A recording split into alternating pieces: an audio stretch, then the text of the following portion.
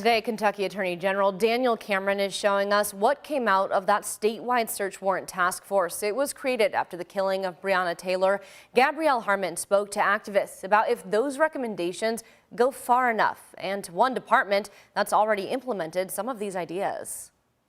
After 8 months of meeting and deliberating, the state's search warrant task force has released its final report with 8 recommendations.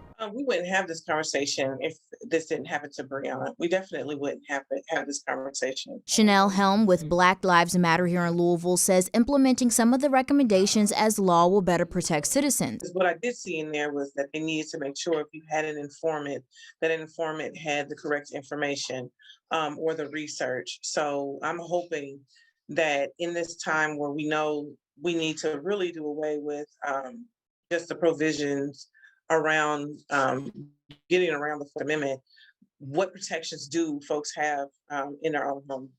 Some of the recommendations include officers receiving search warrant related training at the beginning of their careers and throughout, agencies adopting a toolkit including best practices for search warrants, and departments handling search warrants electronically. Anytime we get extra training, that only makes us better.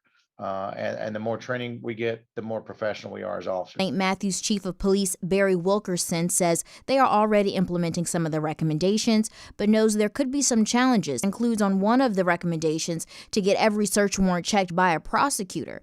It's not going to hurt to have that extra step, but it will be a little bit more demanding on our prosecutors to do that. For a full list of recommendations, we'll have a list on our website at WHAS11.com. In Louisville, Gabrielle Harmon, WHAS 11 on your side.